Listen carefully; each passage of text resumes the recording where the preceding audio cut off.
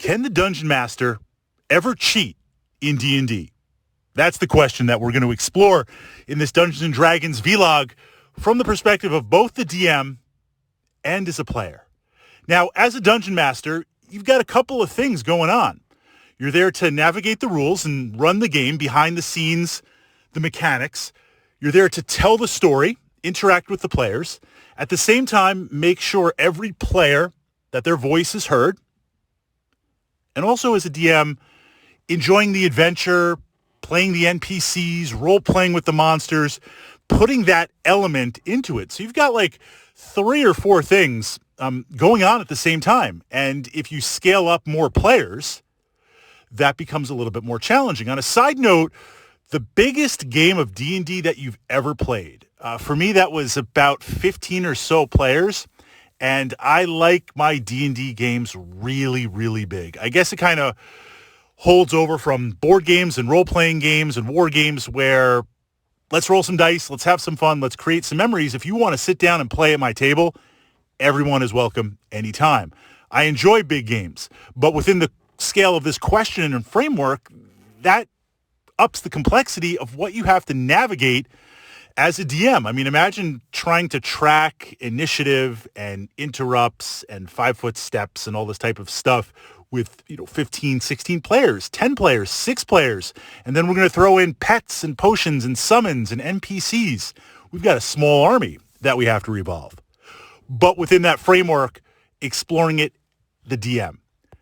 Now, the DM can kind of do what they want, right? They're running the adventure. There's a lot of unknown information within that adventure. And we're not just talking about secret doors and traps and monsters and did you get every single gold and silver and copper coin in the dungeon, but in terms of encounters, how to handle them. Now, the players can augment that with some perception, just asking questions, maybe some character abilities, maybe some sort of skill check against a difficulty check. But there is going to be an element of unknown. The DM can use that and change that in the moment. The DM is also there, house rules, before we get into house rules or different ways DMs can play. And then we layer over that, how do we resolve this? You want to take an action that isn't quite outlined. Is it some sort of difficulty check? Is it the utilization of a feat? Is it provoke an attack of opportunity? How do we resolve this? What do we do? The DM has to make all those calls. I don't necessarily consider that cheating or bending the rules.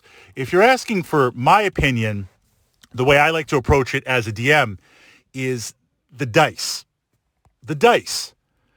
Utilizing the dice. Understanding the dice mechanics, and as much as I may want to sometimes, right, to build that tension, to have that moment, we have to go with the dice.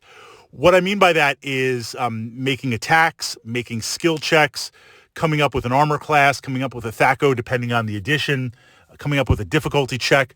Once that's set, you've got to meet or beat that roll. You're going to roll that D20.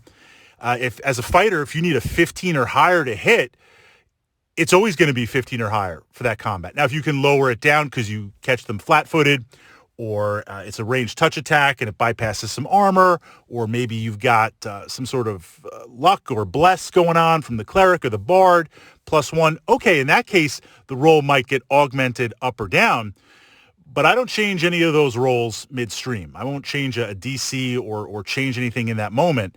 I especially won't change that from character to character unless there is, again, some sort of modifier or some way to bring it up, or maybe in a situation, bring it down in that moment. As a player, for me, that line of where it becomes cheating is where you, in that moment, change things or add stuff to the dice, or the party's getting really beat hard and it's coming down to a couple of rolls. I'll just let them pass so they can finish out the adventure.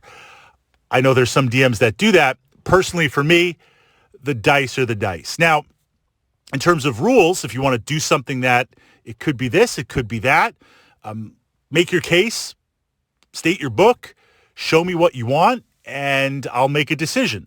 I don't consider that cheating. That's in the moment. In terms of a decision, I always default towards the player. If you want to take an action and you think you can do it, and here's the rule how to apply it or how you'd like to try and apply it, and it's logical. It makes sense. Logic in D&D, right? It makes sense. Then go ahead. Do it. Let's see what happens. Roll. I don't need to power game it. I don't need to meta game it. Go ahead. Let's see what happens and roll the D20 and see from there. So for me, that's how I would define cheating if you're changing deliberately dice mechanics.